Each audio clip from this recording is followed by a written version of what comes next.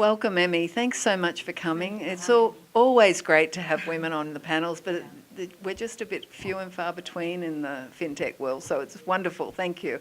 I was wondering if you could tell me a little bit about Ripple and what's happening. I know I'm always reading lots of news and lots of things coming out of Ripple. I know you're very successful at the moment.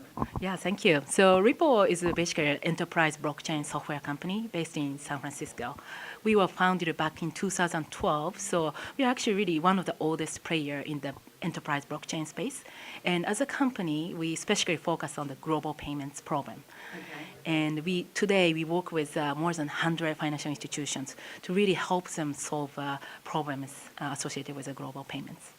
And how do you find working with incumbent financial institutions, because usually they're very slow to move with disrupting technology. So you're sort of the advanced guard trying to help them use the blockchain, is that correct?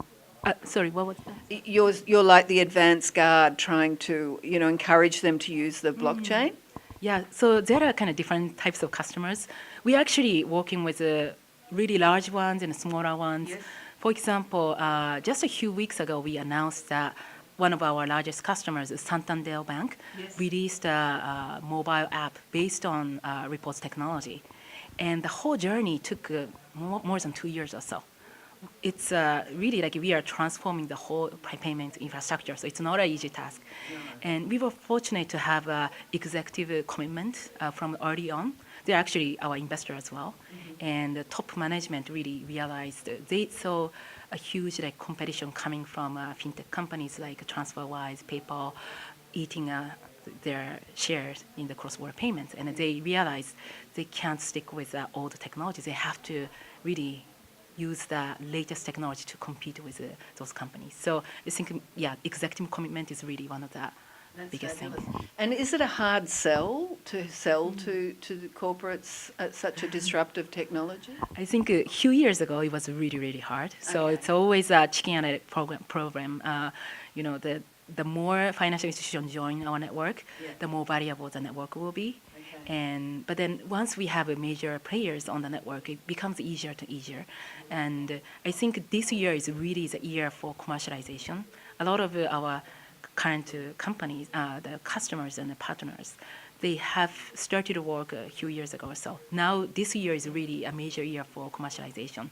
So I think the more banks see our success with our customers, I think it will become easier for us to get them on board. And I guess really part of using disruptive technology is you're having to educate people all the time. So I guess you guys are always educating the incumbents about the blockchain, correct? That's correct, yeah. And it's not just about one section of the company. It has to be across the company, including compliance people, legal people, operational people. So initially, we typically start with innovation team who is really eager to understand the new technology. But then once we get over them and then start talking to more of traditional parts of their company, then it requires a lot of efforts. Yeah, and also not just companies, but also regulators and the governments. We really focus on educating governments around the world. So that's a big part of our job as well. Yes, I think when you're in the beginning of something, that's such a big thing. And I know it's something we focus here at FinTech Silicon Valley is to have great panelists like yourself to educate us all about what's going on. What's your vision of the future? Where do you think this is all going with the blockchain? I think we believe that blockchain infrastructure for particular payments is really a key enabler for new business opportunities. People tend to focus too much on the short-term cost saving and so on, but then it's really when you step back, it's really about re-innovating the whole infrastructure so that we can allow new businesses to flourish. And that's exactly what happened with the internet.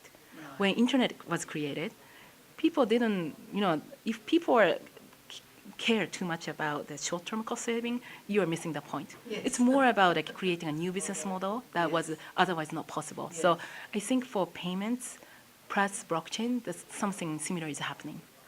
Great. Well, thank you again for coming, and I'm so looking forward to the panel. I think it'll be very interesting. Yeah, thank you so much. Okay.